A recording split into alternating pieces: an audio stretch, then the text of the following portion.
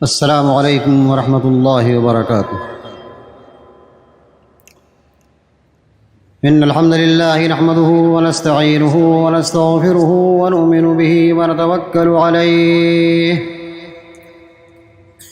ونعوذ باللہ من شرور انفسنا ومن سیئات اعمالنا من يهده الله فلا مضل له ومن يضلله فلا هادي له وأشهد أن لا إله إلا الله وحده لا شريك له وأشهد أن محمدًا عبده ورسوله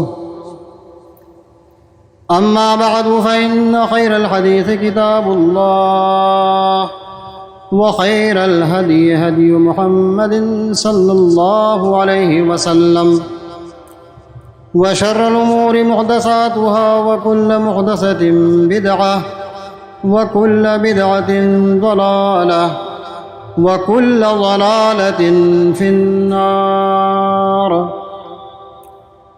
أعوذ بالله من الشيطان الرجيم، بسم الله الرحمن الرحيم۔ ادع إلى سبيل ربك بالحكمة والموعظة الحسنة وجادلهم بالتي هي أحسن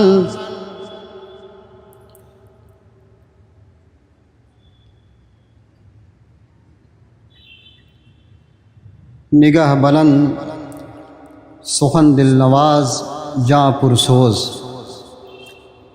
نگاہ بلند سخن دل نواز جاں پرسوز، یہی ہے رخت سفر میرے کارواں کے لیے۔ محترم علماء کرام اور ہمارے دینی اور ملی بھائیوں اور بزرگوں، نوجوانوں اور عزیزوں، پردہ نشین مائیں اور بہنیں، قابل مبارکباد ہیں شمالی جمعیت اہل حدیث کے ذمہ داران، حوصلہ مند نوجوان، جنہوں نے آج سیرت کے تعلق سے یہ عظیم اجتماع منعقد کیا ہے، اور بہت دیر سے آپ سیرت کے حوالے سے بچوں کی کیسے تربیت ہو، نوجوانوں کی کیسے اصلاح ہو، معاشی نظام کیسے درست ہو، ان تمام چیزوں پر بہت جامع انداز میں آپ نے خطاب سنا ہے۔ اللہ رب العالمین ہماری عملی زندگی میں سیرت کے اس اہم پہلو کو شامل کر دے۔ مجھے جس بات کے لیے حکم دیا گیا ہے، رسول اکرم صلی اللہ علیہ وسلم بحیثیت داعی اور مبلغ، یہ عنوان ہمارے لیے تجویز کیا گیا ہے۔ اس پہلو سے اگر گفتگو کی جائے تو رسول اکرم صلی اللہ علیہ وسلم کی پوری زندگی آپ داعی اور مبلغ ہی تھے،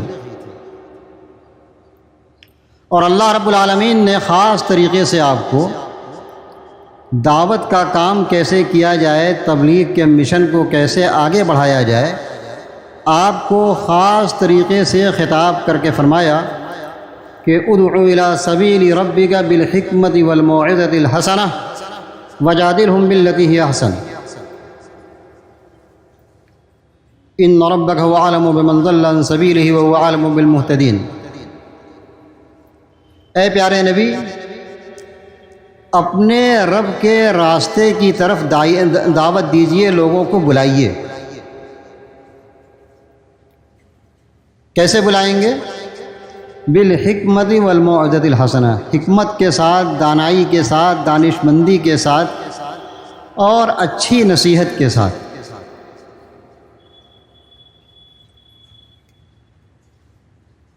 معلوم یہ ہوا کہ رسول اکرم صلی اللہ علیہ وسلم داعی ضرور تھے، لیکن کس چیز کے داعی تھے؟ اپنی ذات کی طرف نہیں، اپنے قبیلے اور خاندان کی طرف نہیں۔ آپ ہمارے قبیلے میں شامل ہو جائیے، ہمارے ٹاٹ میں شامل ہو جائیے، یہ دعوت نہیں تھی۔ دعوت کیا تھی؟ اللہ کے دین کی دعوت۔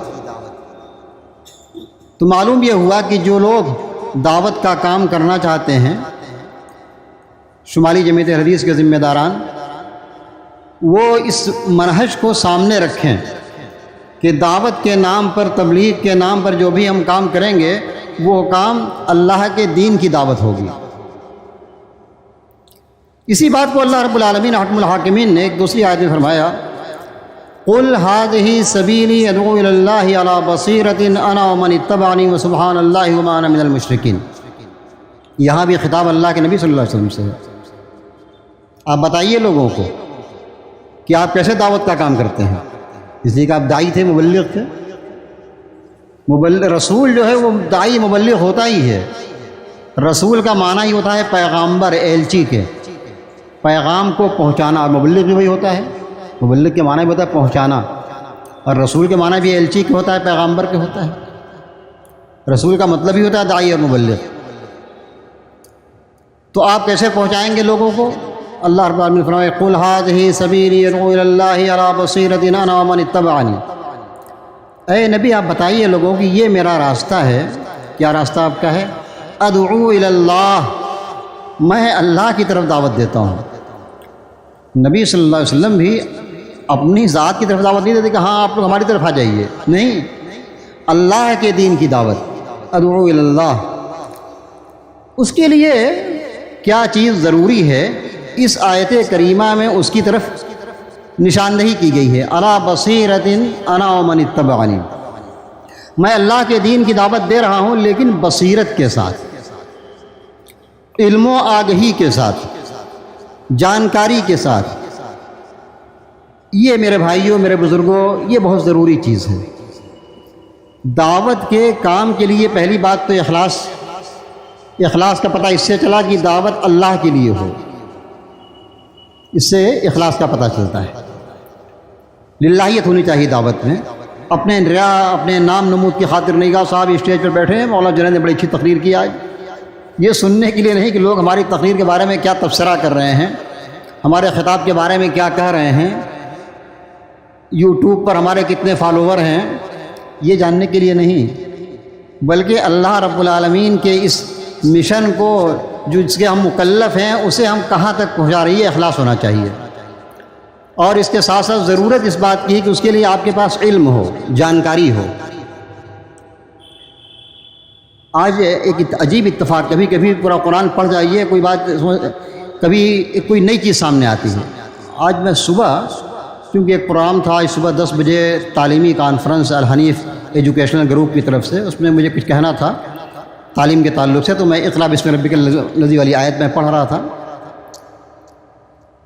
تو یہ آیت جب نازل ہوئی، اس کے بہت دنوں کے بعد وہ دوسری آیت جو ہے سورہ مدثر والی، یا ایھا المدثر قم فانذر، مولانا عمران صاحب میں ایک نئے نقطے پر پہنچا آج، جو اللہ نے یہ کہا نا کہ اعلیٰ بصیرہ، اب تک یہ بات ذہن میں نہیں آئی تھی دونوں آیتوں کے بیچ میں، یہ اقرا میں اور یا ایھا المدثر میں، جو میں نے آج نتیجے کو پہنچا، ایک دوسرے نتیجے کو پہنچا میں۔ تو اللہ نے کہا کہ بصیرت کے ساتھ دعوت کا کام ہونا چاہیے، یعنی علم اور آگہی کے ساتھ۔ اور اسی لیے اللہ رب العالمین حکم الحاکمین اپنے پیارے نبی جناب محمد رسول اللہ صلی اللہ علیہ وسلم کو بھی کہتے تھے کہ آپ بھی دعا کیا کیجئے، وقر رب زدنی علما۔ اللہ کے نبی کو بھی دعا سکھائی گئی کہ آپ بھی زیادتی علم کی دعا کیجئے کہ رب زدنی علما۔ آپ کہا کیجئے، آپ بھی دعا کیا کیجئے اے نبی، رب زدنی علما، رب زدنی علما، اے اللہ میرے علم میں اضافہ ہو، میرے علم میں زیادتی کر۔ جب آدمی کے پاس علم رہے گا تبھی نہیں بات کرے گا دعوت کی۔ عرب کے لوگ کہتے ہیں فاقد الشیء لا یعطی، جب انسان کے پاس خود ہی کچھ نہ ہو تو دوسروں کو کیا دے گا؟ جب آدمی خود قلاش ہو تو دوسروں کی کیا مدد کر سکتا ہے؟ جو ہمارے پاس خود ہی کوئی علم نہ ہو، نبی کی سیرت ہمارے پاس نہ ہو، اس کے بارے میں ہم کو جانکاری نہ ہو، تو نبی کی سیرت کے بارے میں ہم دوسروں کو کیا بتائیں گے؟ تو میں جو اس نتیجے کو پہنچا کہ اللہ رب العالمین نے اسی لیے سب سے پہلی آیت جو غار حرا میں جبریل امین کے ذریعہ اپنے پیارے نبی جناب محمد رسول اللہ صلی اللہ علیہ وسلم کو بتایا، اقرا بسم ربک الذی خلق، سب سے پہلی آیت نماز کے بارے میں نہیں تھی، زکوٰۃ کے بارے میں نہیں تھی، بلکہ کون سی بات؟ تعلیم کے بارے میں۔ اے نبی آپ پڑھیے، پہلے آپ تو پڑھیے، اقرا بسم ربک الذی خلق۔ یہ جو 5 آیتیں نازل ہوئیں اس میں کوئی تبلیغ کی بات نہیں تھی، صرف پڑھنے کی بات، اللہ نے کیسے پڑھایا، کیسے سکھایا، قلم کے ذریعے تعلیم دی، یہ تمام باتیں۔ کچھ دنوں کے بعد رسول اکرم صلی اللہ علیہ وسلم، بلکہ اسی لیے مفسرین کہتے ہیں کہ اس آیت کے ذریعہ آپ نبی بنائے گئے تھے، اور یا ایھا المدثر والی جب آیت نازل ہوئی تو اس سے آپ رسول بنائے گئے، اس سے آپ مبلغ بنائے گئے، اس سے آپ پیغمبر بنائے گئے کہ اب آپ پہنچائیے۔ وہاں کہا گیا آپ سے کہ یا ایھا المدثر قم فانذر، اے چادر کے اوڑھنے والے چادر ادھر پھینکیے، آپ چلیے کھڑے ہوئیے، اور کھڑے ہو کر کے ہی اللہ کے مشن کو، اللہ کے دین کو پہنچائیے لوگوں تک، لوگوں کو ڈرائیے آپ۔ تو اس فترے میں آپ کو صرف پڑھنے کے لیے کہا گیا تھا۔ مبلغ بنایا گیا کب آپ کو؟ کئی مہینے کے بعد۔ یہ نتیجہ میں آج اللہ تعالیٰ کبھی کبھی کوئی چیز ذہن میں ڈالتا ہے کہ اللہ رب العالمین نے پہلے پڑھنے کی بات کہی اور کچھ مہینوں کے بعد تب تبلیغ کے لیے مکلف کیا آپ کو۔ میرے بھائیوں، وقت بہت کم ہے، میں چند باتوں کی طرف اشارہ کرنا چاہتا ہوں کہ رسول اللہ صلی اللہ علیہ وسلم کی سیرت سے ہم کیا سیکھ سکتے ہیں دعوت کے میدان میں۔ ایک بات آپ کے سامنے آئی کہ پہلی اخلاص للہیت، تقوی، کہ ہم لوگوں کو کسی بھی دین کے کام میں اخلاص ہونا چاہیے، اور دوسری چیز کسی بھی عمل کی مقبولیت کے لیے کیا ہے؟ وہ اتباع رسول۔ اور اسی لیے کہا گیا کہ دعوت کے میدان میں نبی صلی اللہ علیہ وسلم کی سیرت سے ہم کیا سیکھ سکتے ہیں؟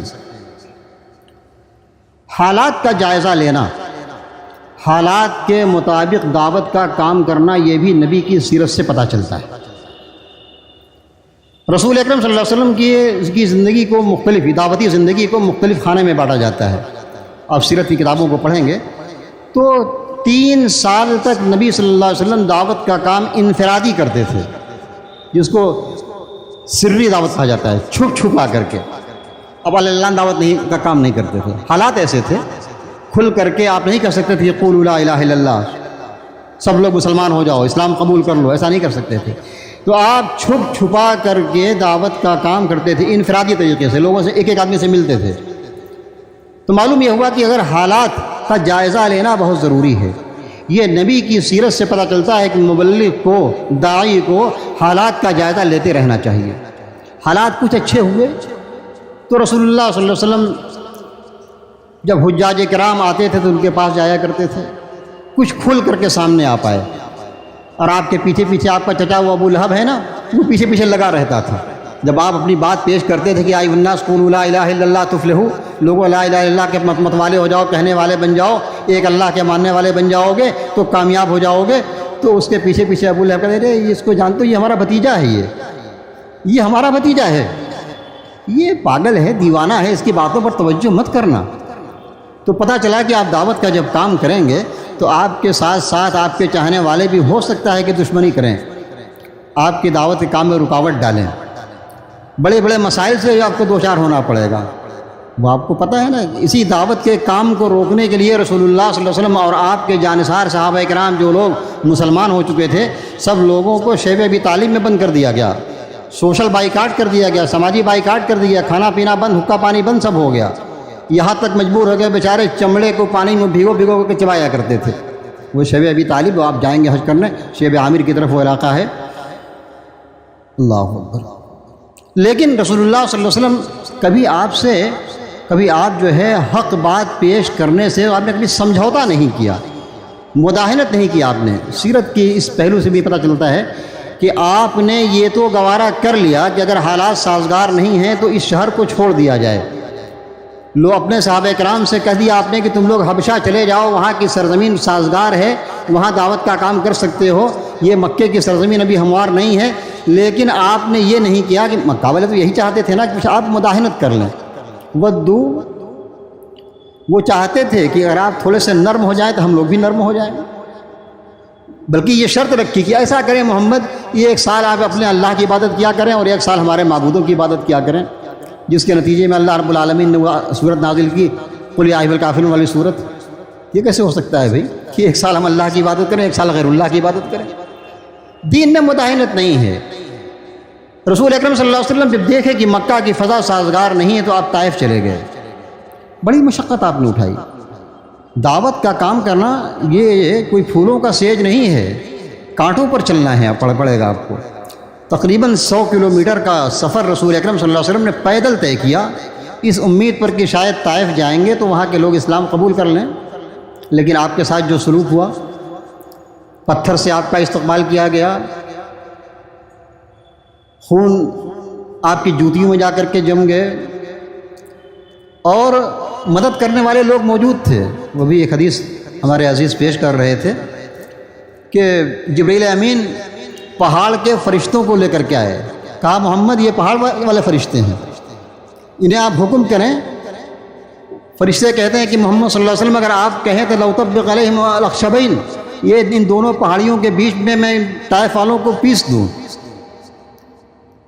رحمت للعالمین فدا ہو ابی و امی کہتے ہیں کہ نہیں، انی لارجو اللہ ان یخرج من اصلابہم من یعبد اللہ وحدہ لا شریک لہ، مجھے اللہ تعالیٰ کی ذات سے امید ہے کہ ان کی نسل سے وہ لوگ آئیں گے جو صرف اللہ کی بندگی کرنے والے ہوں گے۔ اللہ، پتہ یہ چلا کہ دعوت کے کام میں تحمل، برداشت، پریشانیوں کو جھیلنا یہ نبی کی سنت رہی ہے۔ آپ کی سیرت سے ہمیں اس بات کا پتہ چلتا ہے۔ اس لیے آپ نے یہ جو مجلس سجائی ہے، اگر کوئی بات آپ کو سننے کو بھی ملے تو دل برداشتہ نہیں ہونا چاہیے، تو نبی کی سنت ہے۔ اس راستے میں آپ نے پتھر بھی کھایا ہے۔ مجھے ایک واقعہ یاد آیا کہ ہم لوگ آج سے تقریباً 25 سال پہلے کوٹوا میں ایک مرتبہ پروگرام کیے وہاں پر، تو وہاں پر بھی کچھ لوگوں نے اس طرح کی حرکت کی، نازیبا حرکت، کسی نے پتھر چڑھایا، تو ہمارے ساتھ میں ایک تھے، انہوں نے برجستہ یہی کہا کہ یہ سنت بھی ادا ہو گئی۔ ایسے ہی بیچارے آج کے لوگ بنگلور میں ہیں، ہمارے شعیب بھائی، کہا یہ سنت بھی ادا ہو گئی۔ تو بہرحال ان سب چیزوں سے، حالات سے انسان کو کبھی بددل نہیں ہونا چاہیے۔ وہی مکہ تھا جہاں رسول اللہ صلی اللہ علیہ وسلم کی دعوت کے لیے راستہ ہموار نہیں تھا، لیکن کچھ سالوں کے بعد جب آپ مدینہ چلے گئے، وہاں سے آتے ہیں تو وہی مکہ تھا، وہی لوگ تھے جو آپ کے سامنے بحیثیت مجرم سب کھڑے تھے۔ آدمی کو حالات کا انتظار کرنا چاہیے، جلد بازی نہیں کرنی چاہیے۔ ہاں، ایک چیز میں اور بتا دوں، آدمی کبھی یہ نہ سوچے کہ نتائج ہمارے سامنے نہیں آتے ہیں۔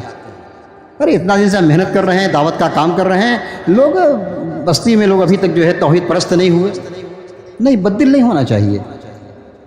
ارے بعض نبی کے بارے میں آتا ہے کہ بعض نبی قیامت کے دن جب آئیں گے تو ان کے ساتھ بعض نبی تنہا ہی ہوں گے، بعض کے ساتھ 1-2 آدمی ہوں گے، بعض کے ساتھ کچھ لوگ ہوں گے۔ یعنی سوچئے کہ نبی اللہ کا رسول پوری زندگی دعوت و تبلیغ کرتا رہ گیا، لیکن اس کے ساتھ 1-2 آدمی، 4 آدمی، 5 آدمی، اس طرح کا معاملہ۔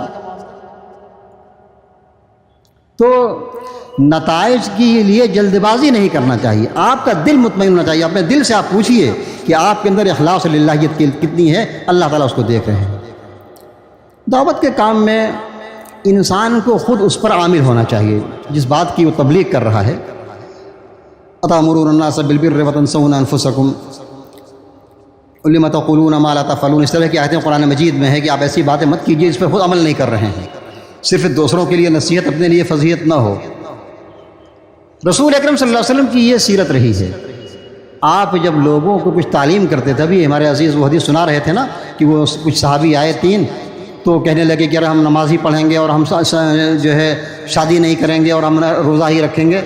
تو آپ نے کیا کہا کہ انی لاخشاکم للہ واتقاکم لہ، اپنی پوزیشن بتائی کہ دیکھو ہم صرف کہتے نہیں، عمل کرتے ہیں۔ سب سے زیادہ اللہ سے ڈرنے والا، اللہ کا خوف، اللہ سے تقوی حاصل کرنے والا وہ میں ہوں۔ دنیا کے اندر مجھ سے زیادہ کوئی متقی، پرہیزگار اور تقوی شعار اور اللہ سے خوف کھانے والا نہیں ہو سکتا ہے۔ آپ نے جب دوسروں کے لیے نصیحت کی خانگی معاملے میں، خیرکم خیرکم لأہلہ وانا خیرکم لأہلی، دیکھو تم میں سب سے اچھا وہ ہے جو اپنے پریوار کے لیے، اپنی بیوی کے لیے، اپنے اہل و عیال کے لیے بہتر ہو، سب سے اچھا، اس کے اہل و عیال اس سے پسند کرتے ہوں، اچھا تعامل کرے۔ اور سنو، میں اپنی بیویوں سے، اپنے بچوں سے بہت اچھا سلوک کرتا ہوں، سب سے زیادہ اچھا سلوک کرنے والا میں خود ہوں۔ انسان کو خود آئیڈیل ہونا چاہیے۔ رسول اکرم صلی اللہ علیہ وسلم وہ آئیڈیل تھے ہر ناحیے سے۔ ابھی آپ نے سنا نا، لقد کان لکم فی رسول اللہ اسوۃ حسنہ۔ اور دعات کو کبھی مایوس نہیں ہونا چاہیے، حالات چاہے جیسے بھی ہوں۔ میں ایک حدیث سناؤں، وقت بہت کم ہے۔ رسول اکرم صلی اللہ علیہ وسلم سن 5 ہجری میں غالباً خندق کھود رہے تھے، غزوہ خندق ہوا۔ حالت یہ تھی صحابہ کرام کی اس وقت پوزیشن کیا تھی کہ سب جو ہے خندق کھود رہے ہیں اور پیٹ پر پتھر بندھا ہوا ہے۔ صحابہ شکایت کریں نبی پیٹ پر پتھر بندھا ہوا ہے، بڑی تیز بھوک لگی ہے، کھانے کو نہیں ہے۔ تو اللہ کے پیارے نبی صلی اللہ علیہ وسلم اپنا پیٹ کھولتے ہیں تو دکھاتے ہیں کہ 2 پتھر بندھا ہوا ہے۔ اس پوزیشن میں بھی آپ نے صحابہ کرام کو تسلی دی، اطمینان دلایا۔ کیا اطمینان دلایا؟ آپ نے 3 پھاوڑا چلایا تو اس میں سے ایک روشنی نکلی، تو کہا کہ جب ایک پھاوڑا چلایا تو مجھے کسریٰ کے محلات نظر آئے، دوسرا پھاوڑا چلایا روشنی تو مجھے اس روشنی میں جو ہے قیصر کے محلات نظر آئے، روم کے محلات نظر آئے، اور تیسرا پھاوڑا چلایا تو حبشہ کے محلات نظر آئے۔ اللہ اکبر! یہاں حالت یہ ہے کہ جو ہے بھوک بڑی کے شکار ہیں، فاقہ کشی کے شکار ہیں، اور محلات نظر آ رہے ہیں۔ آپ نے اپنے صحابہ کو تسلی دی، اور وہ دن بھی آئے، دنیا نے دیکھا کہ یہ قیصر و کسریٰ کے لوگ مسلمانوں کے پاؤں تلے یا پاؤں تلے اپنا جو ہے گردن پسارے ہوئے تھے۔ آپ نے صحابہ کو تسلی دی ایک موقع پر، جب کہ وہ صحابی گئے شکایت کرنے پریشانی کی بات، تو کہا جی ایک دن وہ آئے گا کہ لوگ یمن میں جو ہے صنعاء سے حضرموت کا سفر کریں گے تو کوئی انہیں ڈر نہیں ہوگا، کوئی خوف نہیں ہوگا سوائے اللہ تعالیٰ کے خوف کے۔ یہ صورتحال ہوگی۔ آئیے میں ایک حدیث اور سنا دوں آپ کو اور بات ختم کروں۔ رسول اکرم صلی اللہ علیہ وسلم کے ابھی آپ نے سنا کہ کس طریقے سے لوگوں کی تعلیم کیا کرتے تھے، تربیت کیا کرتے تھے، سیرت اچھی۔ ابھی وہ دیہاتی صحابی کے پیشاب کرنے کا واقعہ آپ نے سنا۔ ایک اسی سے ملتا جلتا ایک واقعہ میں آپ کو سناؤں۔ ایک مرتبہ رسول اکرم صلی اللہ علیہ وسلم حضرت معاویہ ابن حکم سلمی، صحیح مسلم کی روایت ہے، معاویہ ابن حکم سلمی بیان کرتے ہیں کہ ایک مرتبہ رسول اکرم صلی اللہ علیہ وسلم نماز پڑھا رہے تھے اور ہم صحابہ آپ کے پیچھے نماز پڑھ رہے تھے، تو کسی کو چھینک آ گئی۔ جب چھینک آئی تو بھائی بتایا گیا کہ چھینک آئے وہ الحمدللہ کہے تو آپ اس کو یرحمک اللہ کہیے۔ تو اس صحابی نے معاویہ سلمی ایک قبیلہ خاندان ہے مکہ سے مدینہ کے بیچ میں، ابھی بھی وہ لوگ آباد ہیں، بنو سلیم کے لوگ۔ ہمارے استاد سے ڈاکٹر جمان سلمی اسی قبیلے سے تھے۔ تو کہا کہ میں نے کہا یرحمک اللہ زور سے کہا نماز میں، جو نماز میں زور سے کہا تو دیگر مصلیان صحابہ جو ہے تاکنے لگے گھور گھور کر کے، اس کو دیکھیے نماز میں ہے زور سے کہہ رہا ہے یرحمک اللہ۔ اب انہیں پتہ نہیں تھا، جب وہ گھور گھور کے تاکنے لگے کہا تمہاری ماں تجھے روئے، کیا ہو گیا تم لوگوں کو مجھے گھور گھور کر دیکھ رہے ہو؟ اور بھی آپ برہم ہو گئے زور سے، اور کہا مجھے تم لوگ گھور گھور کر کے کیوں دیکھ رہے ہو جی؟ تو اب وہ صحابہ تو بول نہیں سکتے، وہ جانتے تھے کہ نماز میں بولنا منع ہے، تو اپنے ران کو ایسے ایسے تھپ تھپایا، یعنی ان کو خاموش کرنے کی کوشش کی۔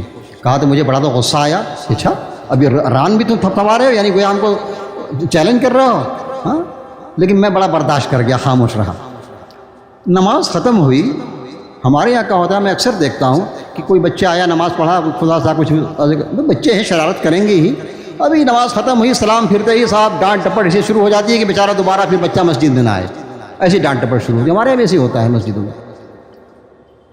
تو پیارے نبی صلی اللہ علیہ وسلم کو وہ پیارا اسلوب، وہ سیرت کا یہ موضوع دیکھیے آپ، بہت سی باتیں سیرت کے تعلق سے ہیں۔ کیا کہتے ہیں؟ کہا کون کیا؟ تو کہتے ہیں کہ وہ صحابی آپ نے کچھ نہیں کہا، کہا ما ضربنی ولا شتمنی، نہ تو مجھے آپ نے ڈانٹا نہ ڈپٹا نہ مجھے مارا، اور کہا کہ ان هذه الصلاة لا يصلح فيها کلام، کہا کہ نماز کے اندر جو ہے یہ بات کرنا مناسب نہیں ہے، نماز میں بات نہیں کی جاتی ہے، بلکہ یہ نماز کیا ہے؟ انما ہوا تسبیح و ذکر و قرآن، نماز نام ہے تسبیح کا، ذکر الہی کا، قرآن مجید کی تلاوت کا، اس کا نام نماز ہے، نماز میں بات نہیں کی جاتی۔ تو کہتے ہیں صحابی معاویہ کہتے ہیں کہ ما رأیت قبلہ ولا بعدہ احسن معلما منہ، میں نے نہ تو آپ سے پہلے یعنی نبی صلی اللہ علیہ وسلم سے پہلے نہ آپ کے بعد میں نے آج تک کوئی ایسا معلم، ایسا مبلغ، ایسا مربی نہیں دیکھا کہ آپ کا یہ اسلوب ہو، نہ ڈانٹا نہ ڈپٹا نہ کچھ۔ میرا بھائیو، اس بات کی ضرورت ہے کہ ہمارے دعات خاص طریقے سے نبی اکرم صلی اللہ علیہ وسلم کی زندگی کو اس ناحیے سے پڑھیں، اس ناحیے سے مطالعہ کریں کہ دعوت کے میدان میں آپ کا کیا اسلوب تھا، کس طریقے سے لوگوں سے آپ خطاب کیا کرتے تھے، کس طریقے سے لوگوں کو سمجھایا کرتے تھے۔ ہمیں دعا کرنا چاہیے رب العالمین ہم تمام لوگوں کو صحیح طریقے سے سیرت نبی کو پڑھنے، سمجھنے اور اس پر عمل کرنے کی توفیق عطا فرما۔ بار الہ آج کی اس حاضری کو ہماری قبول فرما لے۔ اقول قولی ھذا واستغفر اللہ لی ولکم ولسائر المسلمین من کل ذنب فاستغفروہ انہ هو الغفور الرحیم۔ والسلام علیکم ورحمۃ اللہ وبرکاتہ۔